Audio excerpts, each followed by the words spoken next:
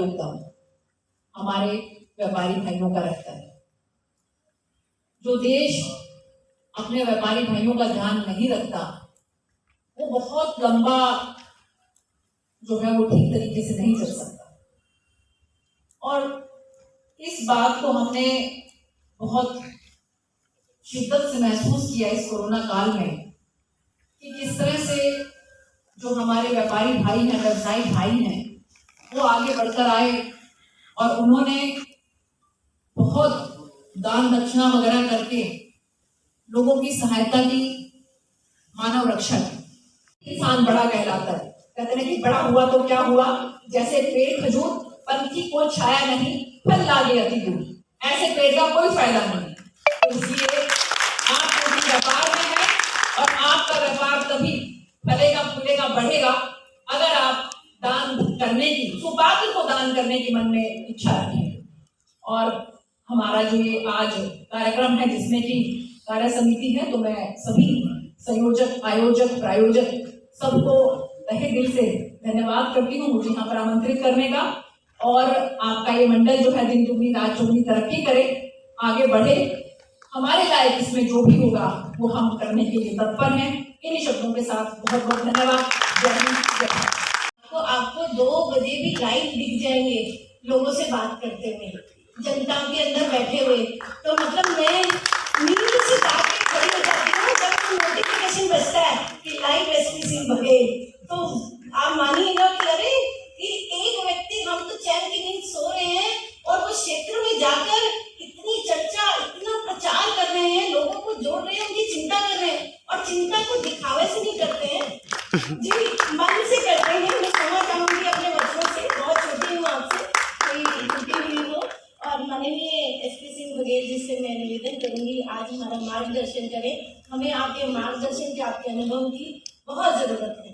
माननीय एसपी सिंह बघेल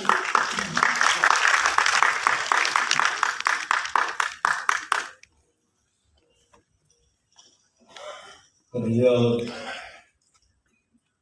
राधा की इस जन्मभूमि और कर्मभूमि और लीला भूमि पर आयोजित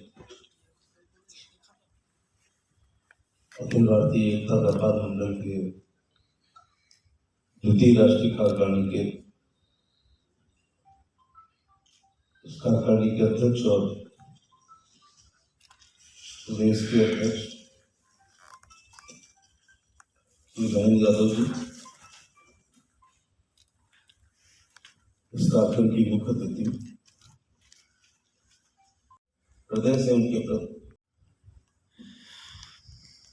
घास की रोटी, जब कुछ नहीं बचा था तो घास की रोटी, जब घास की रोटी भी ऊट गिलाओ सुना नहीं गया तो हम अपना कष्ट देख सकते हैं, अपने बच्चों का नहीं देख सकते। हम जब जब भी टूटे हैं तो अपने परिवार की वजह से टूटे हैं।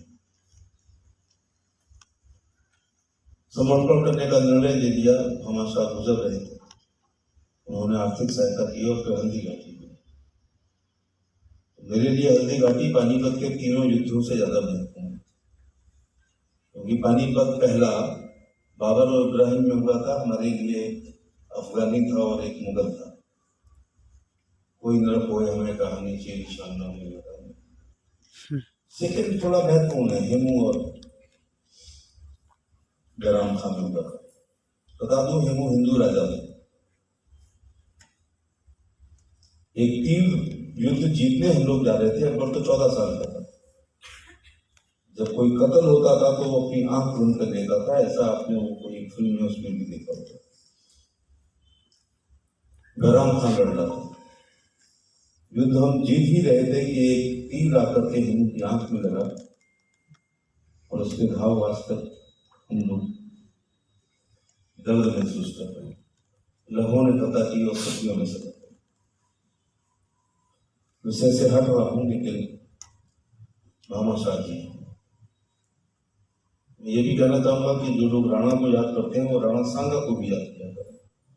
मेरी दृष्टि से खानवा का युद्ध बहुत महत्वपूर्ण है। 1527 बाबर 26 में जीत गया, एक तोप में जिता दिया, बट इब्राहिम का हमारे लिए कोई मतलब नहीं था। हमारा तो शासक बदलने जा रहा था। दोनों का इस्लाम था, दोनों का कुरान था, दोनों का एक खुदा था, दोनों शरीयत के अनुसार चलते। हम पता नहीं क्यों ऐसा बहुत ज्यादा पढ़ते हैं पानीपत का। दूसरा, हमारा नीति निर्धारक हो सकता था अगर वो तीर न लगता, लेकिन अगला युद्ध 1527 हमारे लिए बहुत महत्वपूर्ण था। यहाँ से जहाँ आप बैठे, यहाँ से 30 किलोमीटर दूर वो युद्ध हो रहा था, बैटल ऑफ खानवा, राणा सांगा का। मैडम बेवरीज को पढ़ना था तो उन्होंने लिखा कि युद्ध का फॉसिल्स के रूप में राणा सांगा था। एक हाथ कटा, एक पैर कटा, एक आंख थी, 72 घाव हुए, 70 साल की उम्र थी। काश थोड़ा राजपूतों में एकता होती, बाबर मारा जाता। बाबर मारा जाता तो मुझे बहुत ज्यादा कष्ट अकबर, जहांगीर, शाहजहां से नहीं है, लेकिन औरंगजेब को मैं कभी माफ नहीं करता। तो सबसे ज्यादा धर्म परिवर्तन, जाति, जजिया जो भी हुआ है उसके जमाने में हुआ है। आप लोग जहांगीर को सेकुलर मानते हैं, गुरु तेग बहादुर को की हत्या करने वाला बादशाह को मैं कभी सेकुलर नहीं मानता। और गुरु अर्जुन देव जी की कत्ल जिसके जमाने में हुआ, तो उनको को याद हमें रखना चाहिए। महाराज अग्रसेन सिंह को भी याद कर दिया करो। अगले कार्यक्रम में जो है भामाशाह के साथ महाराज अग्रसेन सिंह भी रहना चाहिए, क्योंकि कुछ चीजें पर्यायवाची ना होते हुए भी पर्यायवाची का प्रतीक हो जाती है। जैसे व्यापारी पर्यायवाची भाजपा, व्यापार मंडल, व्यापारी का भी 80% पर्यायवाची वैश्य होता है। और अगर वैश्य है तो महाराज अग्रसेन के 14-16 वंशजों में से कोई एक होता है। वो भी पहले लोकतांत्रिक राजा थे, 1 ईंट और 1 रुपया से अपने समाज की गरीबी को उस जमाने में दूर करने का प्रयास किया। सबसे अच्छा वोट अगर कोई होता है, मैं यूपी के संदर्भ में कहूंगा क्योंकि मैं राष्ट्र बहुत बड़ा है, मुझे समझने में टाइम लगेगा। उत्तर प्रदेश के संदर्भ में अगर कहा जाता है राजनीतिक रूप से, जैसे मैं पूछता हूँ सबसे अच्छा वोट बैंक क्या है, तो लोग 1 मिनट में मुलायम सिंह यादव की जात का नाम लेते हैं। फिर तुरंत कहते हैं नहीं, बहन जी की जात भी नंबर 1 वोट बैंक है, क्योंकि वो 100% ट्रांसक्रिप्ट होती है, हाथी से उतर नहीं रहे कुछ लोगों को छोड़ के। मैं कहता हूं सबसे अच्छा वोट वैश्य होता है। अगर अखिलेश यादव 2022 के चुनाव की घोषणा पत्र में ये लिख दें कि अगर समाजवादी पार्टी की सरकार आएगी तो मेरी जगह मुख्यमंत्री किसी दूसरी जात का होगा, फिर मैं देखता हूं उनका वोट बैंक कितना उनको वोट करता है। बहन जी अगर ये घोषणा कर दें कि उत्तर प्रदेश के चुनाव में मैं तो सेवानिवृत्त हो रही है, कोई ठाकुर ब्राह्मण, वैश्य, बघेल, यादव कोई भी हमारा अगला चीफ मिनिस्टर होगा, तब देखते हैं उनका वोट कितना वोट डालता है। वो लोग अपने मुख्यमंत्री बनाने के लिए हम लोगों के माध्यम से अपनी संख्या बढ़ाते हुए अपने नेता को मजबूत करते हैं। लेकिन गजब का वोट वैश्य वोट बैंक है, मुख्यमंत्री घोषित हो तो नहीं घोषित हो तो। अगर पंजाबी, सिंधी और वैश्य को, मैं बड़ा जात पे बोल रहा हूँ क्योंकि जात एक नंगा सच है, इसलिए इसको स्वीकार करना चाहिए, तो सबसे अच्छा वोटर है। लेकिन सत्ता के गलियारों की मलाई इतनी नहीं खा पाता है जितना सपा की सरकार है उनके लोग खाते हैं, और बसपा की सरकार है उनके लोग खाते हैं। उनकी मारुति 800 पर पीछे यादव लिखा है तो ट्रैफिक के सिपाही की हिम्मत नहीं है कि गाड़ी की तरफ कागज दिखा। और आपकी BMW, लैंड क्रूजर और कौन सी मैं तो ज्यादा जानता नहीं, ऑडीज को होमगार्ड कह देता, लाला जरा गाड़ी खड़ी कर कागज निकाल देगा। मेरा यही डर है जब बिना बंटवारे के किसी भी प्रत्याशी को, चाहे राजनाथ सिंह हो, कल्याण सिंह जी हो, लोकता सिंह तो एक ही बात बने, घोषित हो या ना घोषित हो। और आपके साथ एक बड़ी प्रॉब्लम हो रही है कि सपा बसपा के लोग यूं नहीं जाते हैं कि ये तो वोट देंगे नहीं, और भाजपा के लोग यूं नहीं जाते हैं कि ये जाएंगे कहाँ। तो वो कॉलोनियां भी वोट के लिए मांगने के लिए तरसती है। मेरी बात दूसरी है, मैं कहता हूं जो दे रहे हैं हम उन्हीं को पक्का करते हैं। वोट की प्रत्याशा में मैं अपने समय बर्बाद करने नहीं करता। तो इसलिए हम तो जो हमारे हैं, हमारी पार्टी का वोट बैंक है, हमारी विचारधारा के लोग हैं, उनको ही मजबूत करने में मैं हमेशा अपना समय लगाता हूँ। कष्ट ये है कि किसी की भी सरकार हो, शोषण होता है। देवी जागरण किसी का हो रहा हो, लाला चंदा दे। क्रिकेट का टूर्नामेंट कहीं का हो रहा हो, लाला चंदा दे। दूसरी जात का सम्मेलन हो रहा है, लाला चंदा दे। चुनाव में तो होता ही है। तो ये थोड़ा मैं आपसे ये भी कहना चाहूंगा कि थोड़ा राजनीति में आइए। आपको राजनीति में आने में आपका जो वो खाता वही है ना, वो आपको बहुत दुखी करता है, क्योंकि हर चीज में सोचते हो कि नफा कितना होगा और नुकसान कितना होगा। मैं कहता हूँ राजनीति में या तो 100% फायदा होता है या 100% नुकसान होता है, यहाँ बीच का रास्ता नहीं है। हमारी पत्नी के कई बार जीवन रुक जाते हैं, क्योंकि 6 चुनाव को जीत जा चुका हूँ और कई हार भी चुका हूँ। तो ये 100% वाला है। मैंने कहा ना कि सत्ता वो चाबी है जिससे दुनिया का ताला खुलता है। पहली बार जीते कुछ ताले मिले, दोबारा जीतने पे कुछ मिले, तीसरी बार जीतने पे कुछ मिले, चौथी बार पे तो रीढ़ वाले ही खुल गया, 5वीं बार में जंग लगे हुए मिले, और 6वीं बार में बहुत ज्यादा पुराने नहीं हो तो मैंने वो भी मारना मतलब हो गया। सत्ता का अपना एक सेवा करने का मैं दुबे जी से बहुत सहमत नहीं हूँ। सारे बनना चाहते हैं, कॉन्फिडेंस की कमी है, ये सब बनना चाहते हैं। वैसे से भटक रहा हूँ लेकिन ट्रेनिंग दे रहा हूँ उनको कि हम IAS बनना चाहते थे। जब कैबिनेट सेक्रेटरी को MP बनते हुए देखा तो हमने अपनी किताबें बंद कर दी। TN चतुर्वेदी साहब नाम ही भूल देते हैं। शेषन साहब चुनाव हारे और अपने साथ आपकी सारंगी IAS है, आपकी बैच भी। अब तो याद भी नहीं है कि लोकसभा में और राज्यसभा में कितने IAS है, याद भी नहीं आता। वही जनरल हॉल में पर्चे दे दे तो ठीक है। तो बनना चाहते हैं ना, देश का शीर्षस्थ IAS MP बनना चाहता है। IPS हमारा बड़ा ख्वाब था, वर्दी जरा अच्छी लगती है, लेकिन जब देखा देश का दिल्ली का कमिश्नर, BSF का DG, उत्तर प्रदेश का IG राम आश्रे, MP सिंगल साहब, श्यामलाल साहब, बिहार का DG, और अभी एक इस्तीफा बेचारा दे के वो सुशांत के मामले में TV पे छाने के बाद, BRS लेने के बाद MLA बनना चाह रहा था, उसकी भी टिकट नहीं पाया, लेकिन IPS भी बनना चाहता है। मेरा जो DG था वो मेरे साथ MP है, मेरा जो SP था वो मेरे साथ MP है, मेरा प्रिंसिपल था वो मेरे साथ MP है, पुलिस ट्रेनिंग कॉलेज के PP सिंगल साहब। ये ब्रजलाल जी DGP होते थे, आजकल झूला लेके राज्यसभा में घूमते हैं। सोचा IAS बनेगा, सब बनना चाहते हैं, सब बोलना बनना चाहते हैं। मणिशंकर अय्यर, मीरा कुमार, कुंवर नटवर सिंह, ये IAS भी बनना चाहते हैं। फौज का chief of the army staff general PK Singh MP बनना चाहते हैं, और जनरल एक और थे जनरल चौधरी, शंकर राय चौधरी रह चुके हैं। PK सिंह साहब पॉपुलर है इसलिए जानते हैं, general Shankar Roy Chowdhury. Chief justice supreme court Ranganath Mishra, और आजकल गोगोई साहब, जब मैं राज्यसभा में जाता हूँ तो बैठे मिलते हैं। बिरला साहब MP हुए, अंबानी हुए, अमर सिंह हुए, विजय माल्या हुए, तो छोटे उद्योगपतियों का नाम क्यों? स्वप्न सुंदरी हेमा मालिनी यहीं से MP है, जिसकी फिल्में देखने के लिए हमारी शर्टें पड़ा करती थी। तो दिलीप साहब, अमिताभ बच्चन, राजेश खन्ना, राज बब्बर, विनोद खन्ना, गोविंद राव, दर्जन बने, सुनील दत्त साहब, सनी देओल साहब बनना चाहते हैं। सबको राजनीति में अच्छा लगता है। हम सोच रहे थे क्रिकेट खेल लेंगे तो जरा नाम वाम हो जाएगा, बड़ा ग्लैमर है, लेकिन चेतन चौहान, कीर्ति आजाद, सिद्धू साहब, फिर गंभीर चीजें। बाद में एक दिन मैंने मुड़ के देखा, मैं जब राज्यसभा में, तो भगवान जी चले आए थे BJP से, सचिन तेंदुलकर। सब बनना चाहते हैं, लेकिन ये लोकसभा से नहीं बनना चाहते, ज्यादातर ये राज्यसभा से आना चाहते हैं। चर्चा कर दूं, वो इसका कोई और उसका संज्ञान नहीं लिया जाना चाहिए।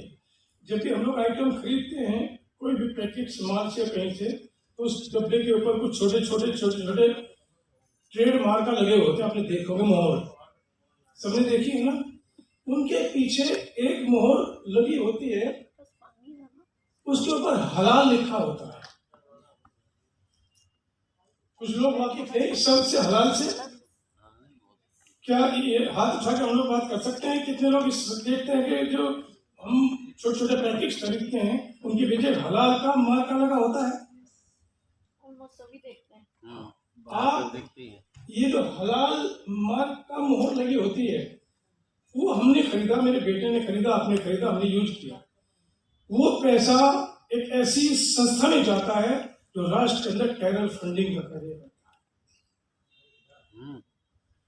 ये चिंतन का विषय है, इसलिए मेरी आपसे रिक्वेस्ट है, ये बहुत पुराना एक विषय चलता आ रहा है, ये कि हलाल का मोहर लगे सबके ऊपर, तभी वो आइटम भारत में बिके, भारत से बाहर बिके। वो धन राष्ट्र का है, वही धन टेरर फंडिंग के लिए जाता है जो राष्ट्र की संपत्ति है। उसके ऊपर भी चिंतन अगर हो तो ज्यादा अच्छा है। और कोई भी आप माल से डब्बा खरीदे या पैकेट्स खरीदे, कम से कम ये देख लें कि उसके पीछे आपको दिखाई देगी जो बात कह रहा हूँ, उसके पीछे गोल सी मोहर लगी होती है, उस पर हलाल लिखा हुआ। इस प्रकार का एक चिंतन राष्ट्र के अंदर हो और ये हलाल ट्रेडमार्क राष्ट्र से समाप्त हो, ताकि हमारा 20 रुपए का पैकेट है, उसमें 1 रुपया 2 रुपया हलाल जैसी एजेंसी में जाता है और वो राष्ट्र विरोधी ताकतों के पास टेरर फंडिंग में इस्तेमाल होता है, वो नहीं होना चाहिए, वो राष्ट्र की संपत्ति का दुरुपयोग। लेकिन वो हो क्यों रहा है, उसका हमें ज्ञान का अभाव है या हम उसको देख नहीं पाते। माल में गए, हमने आइटम खरीदे, उस बक्स में डाला, कंप्यूटर के पास दिया, बिल या पेमेंट किया, घर में जाकर उसको यूज किया, ज्यादातर ये होता है। लेकिन आगमन पर उत्तर प्रदेश राज्य सरकार की तरफ से, माननीय मुख्यमंत्री जी की तरफ से, अपने राजनीतिक दल भारतीय जनता पार्टी की तरफ से आप सभी का हार्दिक अभिनंदन, वंदन, धन्यवाद। आदरणीय वृंदावन आने के बाद राधे राधे तो हमारे भारत सरकार के सहयोगी रमाशंकर जी, रामादास सिंह जी ने बोला ही था, लेकिन एक बार जोर से जयकारा होना चाहिए। बोलो वृंदावन बिहारी लाल की जय, बाके बिहारी लाल की जय। इस मंच पर शोभा बढ़ा रहे इस कार्यक्रम की विशिष्ट अतिथि धर्मेंद्र जागीरदार जी, संस्था के अखिल एकता उद्योग व्यापार मंडल के संरक्षक, पूर्व सदस्य आयुष मंत्रालय डॉक्टर दिनेश जी, राष्ट्रीय सचिव श्रीमान सुरेंद्र यादव जी, और जिन्होंने इस कोरोना काल में भी बहुत हिम्मत का काम किया है और बड़ी मेहनत से राष्ट्रीय विचारधारा के साथ में इस संगठन को देश के कोने कोने में, लगभग सभी राज्यों में पहुंचाया है और खड़ा किया है इतने कम समय में।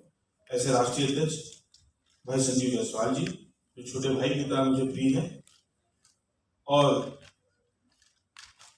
सभा में उपस्थित मातृशक्ति, जो हमारा पार्टी संविधान कहता है और हमारे देश का संविधान कहता है, अधिकांश संस्थाओं के कार्यक्रम में 33% का प्रतिभाग नहीं होने पाता है, लेकिन मातृशक्ति के रूप में यहाँ पधारी सभी माताओं बहनों का राष्ट्रीय अध्यक्ष मोनिका अरोड़ा जी के नेतृत्व में आने पर बहुत बहुत अभिनंदन, स्वागत और वंदन करता हूं। मैं अभी संजीव जी और उससे पूर्व के वक्ता मेरे बारे में कुछ बता रहे थे, शायद मुझे मंत्री भी बता रहे थे, मैं बता दूं, मैं उत्तर प्रदेश सरकार में मंत्री तो नहीं हूं, उपाध्यक्ष हूं उत्तर प्रदेश व्यापारी कल्याण बोर्ड का, और मंत्री का तो शपथ ग्रहण होता है, लेकिन साथ में अगर इन्होंने इतना बोला होता तो मुझे कोई दिक्कत नहीं थी, लेकिन मुझे इनसे अनुमति लेनी पड़ेगी पूरे मंच से भी और सामने आप सदन से भी। अगर इनकी इच्छा हो तो मैं राज्य मंत्री का दर्जा जो इन्होंने दिया है वो ठीक है, लेकिन महामहिम गवर्नर महोदय ने और माननीय मुख्यमंत्री जी ने मुझे कैबिनेट मंत्री का दर्जा दिया है। अगर इनको ज्यादा मिल गया है तो हो सकता है। और इसके अतिरिक्त मैं भारत सरकार में वित्त मंत्रालय में, राजस्व मंत्रालय में सलाहकार सदस्य के रूप में, सीएजी में सलाहकार सदस्य के रूप में हूँ, गृह मंत्रालय में भी और रक्षा मंत्रालय में भी सदस्य के रूप में कार्य कर रहा हूँ वर्तमान समय में। भारतीय जनता पार्टी में मुझे परिचय अपना इसलिए देना पड़ा कि अनेक राज्यों से यहाँ लोग हैं, तमिलनाडु से हैं, हमारे राष्ट्रीय उपाध्यक्ष जी जिनसे भी भेंट हुई वो विधायक हैं, और भी सभी लोगों से भी राज्यों कि बहुत सारे विधवा माताएं जो कि उड़ीसा से हैं और बंगाल से हैं यहाँ पर आती है, हमारे वृंदावन में है। बहुत सारे आश्रम बने हुए हैं। इस कृष्ण जन्माष्टमी आश्रम के सामने ही एक आश्रम है जहाँ पर ये विधवा माताएं रहती है और उनके आजीविका का कुछ ज्यादा व्यवस्था नहीं है। वो कई बार रास्ते में बिहारी जी के मंदिर में, नहीं तो हमारे राधा कुंड पर भीख मांगते हैं। तो मंदिर की तरफ से लगभग दोपहर में 600 विधवा माताओं को और शाम को 300 विधवा माताओं को भोजन प्रसादी जाता है। और यहाँ के जो साधु लोग हैं जिनका कोई भी व्यवस्था नहीं है, ऐसे साधु हैं जिनका कोई आश्रम नहीं है, आ जाते हैं, वृंदावन में आ गए हैं, बोले सब बिहारी जी पार करेंगे, तो उन साधुओं के लिए भी प्रतिदिन 500 साधुओं का भोजन प्रसादी निर्दिष्ट हो जाता है। और आप सभी के सहयोग से ही हमारे एक आश्रम गुड़गांव में भी है, नोएडा में भी है। इस प्रकार से ये प्रचार कार्यक्रम चल रहा है। दिल्ली में हमारे 2 किचन बने हुए, ऑटोमेटिक किचन, आटा डालो, पानी डालो, चपाती बाहर आती है, पूरा मैकेनाइज्ड है पूरा। आप लोग यहाँ का किचन भी देख सकते हैं, आप आए हुए हैं तो सामने ही है जस्ट, और आइए। साथ ही हम इस उत्तर प्रदेश का नाम रोशन करने के लिए, इस भारत भूमि का नाम रोशन करने के लिए एक ऐसा मंदिर बना रहे हैं जो पूरे विश्व में एक भारत को नई पहचान देगा। जिसे कहा जाता है कि व्हाइट हाउस कहाँ पर है, ऐसे लोग बोलेंगे VCM कहाँ पर है, वृंदावन चंद्रोदय मंदिर कहाँ पर है। वृंदावन चंद्रोदय मंदिर भारत के अंदर है। साथ जो आपको पत्रक दिए गए हैं, कुछ आपको अभी बातें बताई गई हैं संगठन का। जैसा कि आपको मालूम है 1 जनवरी से 7 जनवरी तक सारे प्रदेशों की कार्यकारिणियों का गठन आपको करना है। उसके बाद फरवरी के महीने में रथ यात्राओं का आयोजन इसलिए करना है कि जो व्यापारी लोग हैं उनकी समस्याओं को संगठन जान सके और संगठन के विषय में वहाँ के जो व्यापारी हैं या आम नागरिक हैं या वहाँ की सरकारें हैं वो इस संगठन को जान सकें कि जो व्यापारिक यात्रा का जो उद्देश्य है वो इस संगठन को गांव-गांव तक, शहर-शहर तक और गांव से भी नीचे यदि कोई सेक्टर होता है तो निश्चित तौर पे हम वहाँ तक इस संगठन की पहचान पहुँचाना चाहते हैं। और हर वो व्यापारी किसी भी समस्या से यदि ग्रसित है, उसकी कोई व्यक्तिगत समस्या है या उसकी कोई जो व्यापारिक समस्या है, उद्योगपति है उसकी औद्योगिक समस्या है, उस समस्या का समाधान ये संगठन करेगा। लेकिन उसके लिए उस जिले के जिलाध्यक्ष का सहयोग, उस प्रदेश के प्रदेश अध्यक्ष का सहयोग जब प्राप्त होगा तो राष्ट्रीय बॉडी उस संगठन को, उस व्यक्ति का सहयोग करेगी और उसकी समस्या का समाधान कराएगी। दूसरा, मैं आप लोगों से निवेदन ये करना चाहता हूँ कि देखिए इस संगठन को विस्तार देने में जितना राष्ट्रीय अध्यक्ष जी मेहनत कर रहे हैं, उसके संगठन के जो आप लोग भी मेहनत कर रहे हैं, तो नीचे स्तर तक इसको विस्तार जो देना है, यहाँ से आप जब ये बात लेके जा रहे हैं तो मेरा निवेदन ये है कि कम से कम महीने में 7 दिन का आप एक टूर प्रोग्राम जरूर बनाएं, प्रवास प्रोग्राम जरूर बनाएं और आपके प्रदेश में जाकर के आप एक ये मतलब बैठकें लें, जिला स्तर पर बैठकें लें और जिला स्तर पर जिला अध्यक्षों की नियुक्तियाँ करें और जिला अध्यक्षों को कहें कि वो अपने मतलब ब्लॉक लेवल तक जाए। जब प्रदेश अध्यक्ष दौरा करेंगे, राष्ट्रीय पदाधिकारी दौरा करेंगे, तो निश्चित तौर पे इस संगठन का जो विस्तार वो नीचे तक जाएगा। यदि हम दौरे ही नहीं करेंगे, बैठक ही नहीं करेंगे, सदस्यता ही नहीं बनाएंगे तो लोगों को कैसे पता चलेगा कि संगठन कोई काम कर रहा है। इन्हीं छोटी सी प्रस्तावना के साथ मैं अपनी वाणी को विराम देता हूँ। मैं तो सिर्फ अध्यक्ष जी के लिए इतना कहूँगा कि गुरु कुमार है घड़ा शिष्य गड़गड़ काटे कोट, अंदर हाथ सहारा दे बाहर मारे चोट। जय हिंद, धन्यवाद। बहुत बढ़िया। राष्ट्रीय महासचिव जी,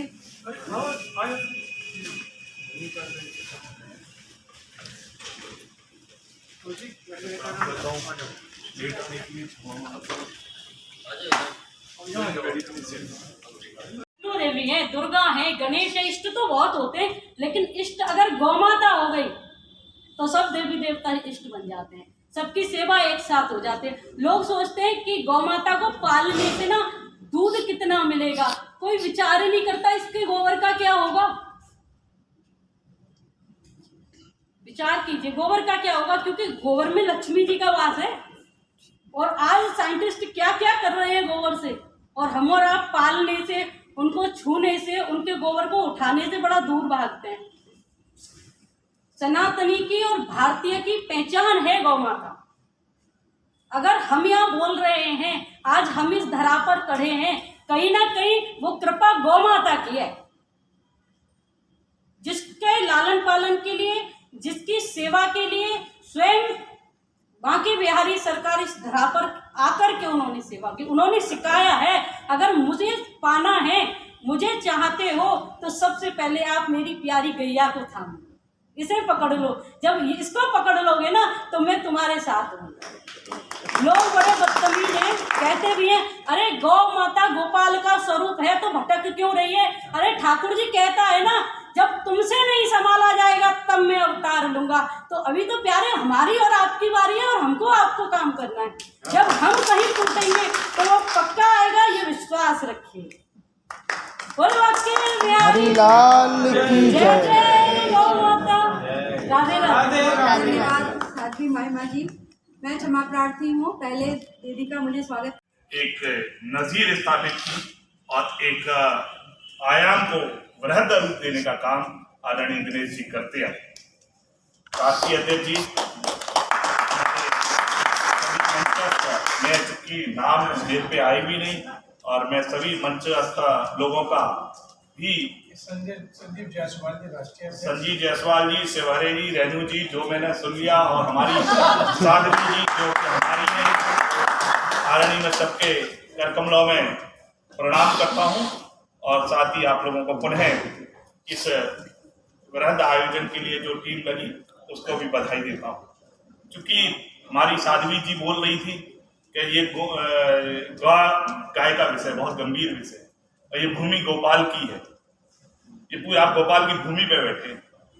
मैं आपको एक बस कुछ, चूंकि हम लोगों को कुछ जो हम लोगों ने अनुभव में प्राप्त किया है, मैं भी लंबे समय से सामाजिक जीवन में 26 साल से लगातार दायित्ववान हूँ, तो ये मुझे अनुभव में आया कि गाय माता का ये प्रभाव है जीवन में कि कितनी बड़ी विषमता आपके जीवन में आ जाए, जब आप निराश हो जाएं, हार जाएं, बिल्कुल परास्त हो जाएं, और गौ माता के कान में जाके कह दें, गौ माता तुरंत उसी दिन से आपको उत्साहित करने का नंबर लगा देगी, तुरंत आपको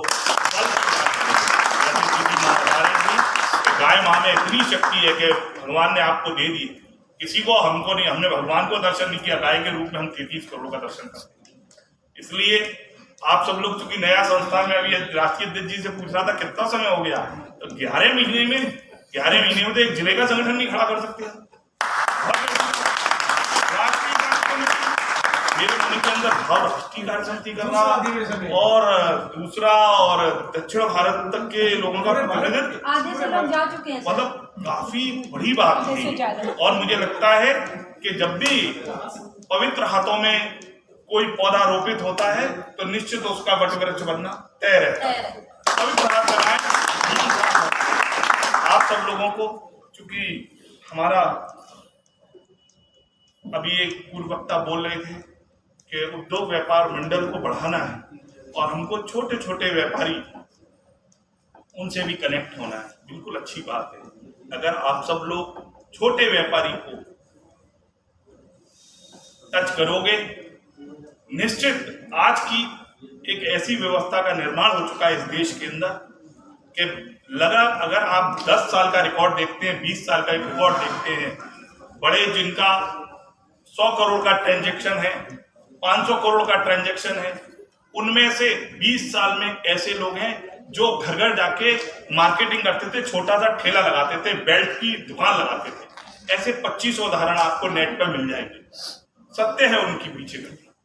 वो लोग, आप छोटे छोटे लोगों का समूह का जब इकट्ठा करेंगे तो निश्चित वो लोग ही उनको मोटिवेशन देना होगा कि आप कोई छोटे व्यापारी नहीं। और उसमें हम सबसे बड़ा उदाहरण अंबानी ग्रुप के ही है। वो पेट्रोल पंप पर नौकरी करते हैं, छोटे छोटे लोग हैं। जब आप उनके मन में ये भाव डालोगे कि कोई काम छोटा नहीं होता, उस काम को आप बड़ा मानिए और इसको बराबर ले जाइए। आजकल एक बहुत बड़ी समस्या है कि ठेले वाले और जितने दुकान वाले, छोटी छोटी दुकान, ये लोग काम, पैसा तो अच्छा कमाते हैं, उन्हें एक परेशानी ये आती है, एक तो पुलिस बहुत परेशान करती है वहां पर। दूसरा एक प्रॉब्लम ये रहती है कि वो लोग व्यसन के बड़े आदी हो जाते हैं, कोई ना कोई व्यसन करते हैं।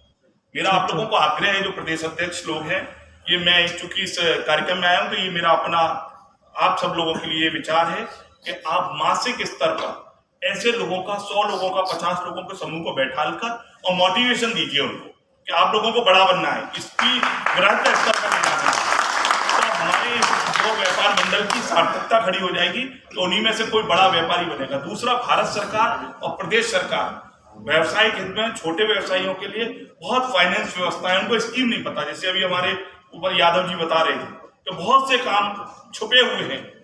अब उत्तर प्रदेश में भी चल रहा है 1 सिटी 1 प्रोडक्ट, जो जिस चाह की चीज है। अलीगढ़ का ताला प्रसिद्ध है तो वो दिखना चाहिए, फिरोजाबाद की चूड़ी कांच उद्योग पसंद है वो दिखना चाहिए, आगरे का पेठा उद्योग या जूता उद्योग है वो दिखना चाहिए, मथुरा के पेड़े हैं तो वो भी पटल पर आने चाहिए। इस व्यवस्था को हम सब लोग समझते हुए प्रदेश भर के अंदर अपने जहां भी आप लोग सकते जिले में एक बार उन लोगों को बुलाइए और उन लोगों से संवाद स्थापित करिए। तो मैं निश्चित ये कह सकता हूं कि ईश्वर की कृपा से आज हम लोग ये 11 महीने में राष्ट्रीय कार्य समिति कर रहे हैं, तो मुझे लगता है सिल्वर जुबली बनाने में भी समय नहीं लगेगा और संगठन बहुत ऊंचाई करता है। और दूसरा, आप सब लोगों को मैं, क्योंकि मुझे बहुत गर्मी है, बहुत लास्ट बात बोलते हुए, क्योंकि आप नया संगठन बनाए, जब बीच में जाओगे लोगों के तो बहुत परेशानी आती है, अरे कहाँ संगठन है, ये क्या करता है, ये तो होता ही नहीं है। नेगेटिव विचार वाले लोग समाज में बहुत घूमते हैं, वो करेंगे कुछ नहीं मगर वो आपको बहुत प्रभाव देंगे। तो आप मन से प्रभाव मत होइए, अपने आप को ऊर्जावान रखिए और जिस विजन को लेकर आदरणीय दिनेश उपाध्याय जी ने और हमारे राष्ट्रीय अध्यक्ष जी ने ये जो विचार बनाया है, इस विचार को लेकर जब आप आगे बढ़ेंगे तो निश्चित इसका सार्थकता का एक परिणाम आएगा। लोग आप में से, आपके द्वारा निकलकर देश और प्रदेश और जिले का मुकुट बनेंगे। इसका एक बहुत बड़ा उदाहरण आपका ये संस्थान पेश करेगा। क्योंकि मैं अपनी वाणी को विराम देने से पहले आप लोगों के लिए कि तूफानों से क्यों डरते हो, तूफानों से क्यों डरते हो, सैलाबों से संघर्ष करो, छोड़ो नौकाओं का चक्कर, तैर के दरिया पार करो।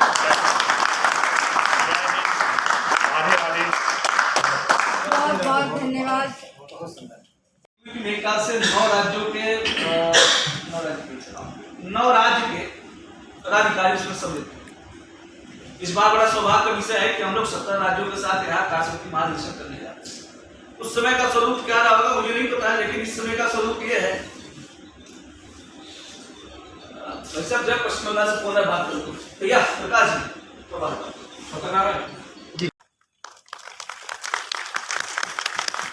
पूरे देश में मेरी लोकसभा एक ऐसी लोकसभा थी जलेसर थी, इसलिए कह रहा हूँ आजकल वो है नहीं, जिसमें 5 जिले आते थे, आगरा, एटा, फिरोजाबाद, हाथरस और मथुरा। मेरी गिनती भी यहाँ मथुरा शहर में होती थी।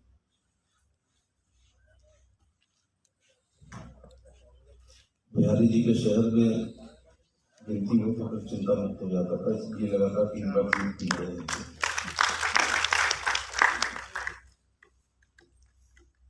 आने का और आप सब लोगों के दर्शन करने का मौका मिला और उसी जिले के सांसद होने के नाते मैं आपका प्रेस की स्कूल में स्वागत करता हूँ और अभिनंदन करता हूँ। कुछ परिचय कराया गया कि चेन्नई से लोग आए हैं, पौंडीचेरी से आए हैं, आंध्रा से आए हैं, देश के विभिन्न सूबों से आए हैं। जब पौंडीचेरी और चेन्नई के लोग यहाँ स्वागत कर रहे थे तो ऐसा लग रहा था कावेरी और यमुना का मिलन हो रहा।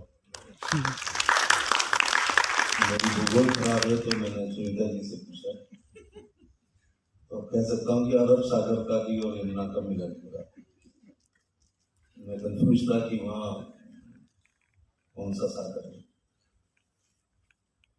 खूबसूरत गुलदस्ता यहाँ पर बैठा है, जिसकी दूसरी कार्यकारिणी में 23 राज्यों का गठन हो गया हो।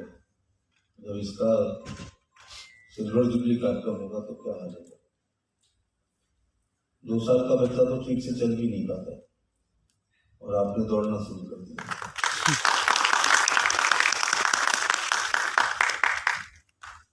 अपने पुरखों को आपने याद किया, मामा साहब को, इसके लिए मैं आपकी कृतज्ञता व्यक्त करता हूँ।